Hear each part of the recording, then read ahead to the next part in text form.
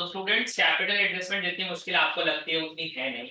मैं बात कर रहा हूँ एडमिशन ऑफ अ पार्टनर की कैपिटल एडजस्टमेंट की। तो सबसे पहले हम उसको पहचानेंगे कैसे। इसके दो केसेस में आप इसको सेग्रीगेट कर लो। केस वन क्या कहता है, when new partner brings capital and Capitals of other partner will be adjusted on the basis of new partner. यानी कि एक क्वेश्चन ये आएगा आपका कि जिसमें न्यू पार्टनर जो है वो अपना कैपिटल खुद लेकर आ रहा है और जो बाकी के जो ओल्ड पार्टनर हैं उनके कैपिटल न्यू पार्टनर के कैपिटल के बेसिस पे एडजस्ट किए जाएंगे। और दूसरा केस क्या है, when new partner does not bring any capital and the capitals of new partner will be adjusted on the basis of old partner। अब दूसरा केस क्या है, कैसे पहचानोगे कि उस क्वेश्चन में जो न्यू पार्टनर है वो कोई भी अमाउंट ऑफ कैपिटल लेकर नहीं आएगा, जो ओल्ड पार्टनर है उनके एडजस्टेड कैपिटल के बेसिस पे आपको न्यू कैपिटल फाइंड आउट करना पड़ेगा। तो सबसे पहले ये तो हमें पता चल गया कि हम इसको पहचानेंगे कैसे कि केस वन है केस टू है। एक में वो कैपिटल लाएगा, दूसरे केस में वो कोई भी अमाउंट ऑफ कैपिटल नहीं लेकर आएगा। तो ये बात तो हमने थ्योरेटिकली कर ली। अब हम नेक्स्ट इसको एक प्रैक्टिकल एग्जांपल से समझते हैं। Case one, C is admitted for 1/4 share and he brings 50,000 as his capital.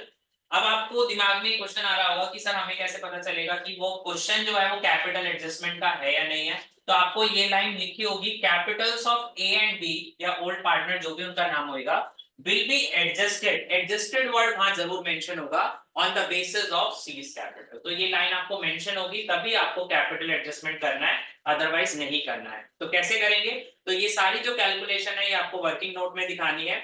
C's capital को मल्टीप्लाई करेंगे उसके शेयर के रेसिप्रोकल के साथ। ऐसा हम क्यों कर रहे हैं, to get the total capital of new firm. New firm यानी कि ए बी सी जो तीनों मिलकर जो पार्टनरशिप आप बनाएंगे आगे कंटिन्यू करेंगे उनका कैपिटल कितना होना चाहिए। यानी बेसिकली मेरा कहने का मतलब है कि जो बैलेंस शीट आप क्वेश्चन में अपने आंसर में आप बनाते हो तो उसमें जो कैपिटल्स आप लिखते हो उसको बोलते हैं total capital of new firm. तो उसके शेयर के रेसिप्रोकल से हमने फाइंड आउट कर लिया। फॉर एग्जांपल ये जस्ट एक एग्जांपल है, 50,000 उसका शेयर इनटू 4/1 करेंगे तो हमें हमारे पास आ जाएगा 2 लाख उसका total capital of the new firm.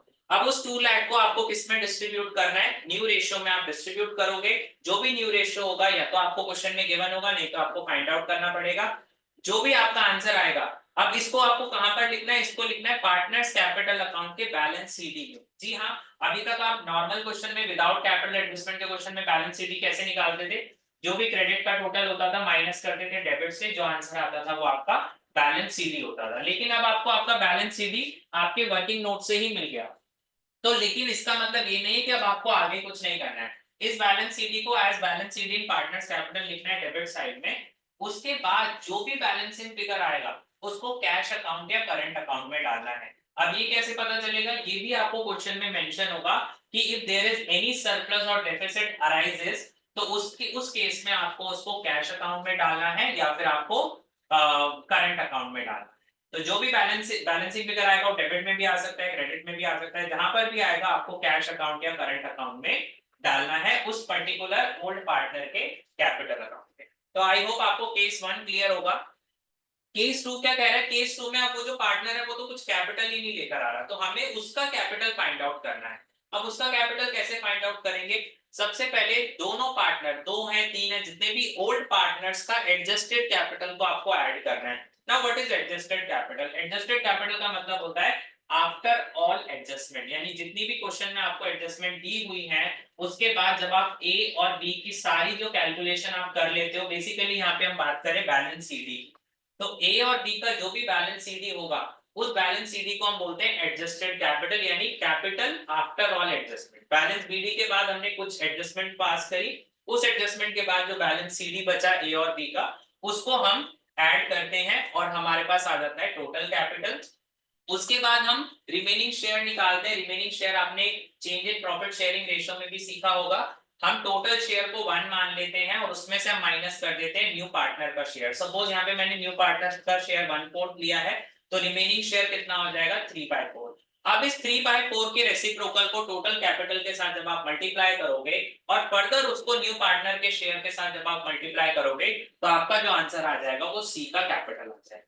अभी तक क्वेश्चन में हमें सी का कैपिटल गिवन नहीं था, अब हमारे पास क्या आ जाएगा, इस वर्किंग नोट से हमारे पास सी का कैपिटल आ जाएगा। अब ये जो कैपिटल है उसको आपको जो पार्टनर्स कैपिटल अकाउंट है उसके क्रेडिट साइड में कैश अकाउंट में डालना है सी के कैपिटल अकाउंट। तो आई होप आपको ये दोनों जो कैपिटल एडजस्टमेंट जो थोड़ा सा डराती हैं और थोड़ा सा मुश्किल लगती है आपको समझ में आई होगी। फर्दर और इसके बारे में चैप्टर के बारे में जानने के लिए please visit academy of commerce CP और फिर हम और इसको फर्दर प्रोसीड करें। Thank you so much.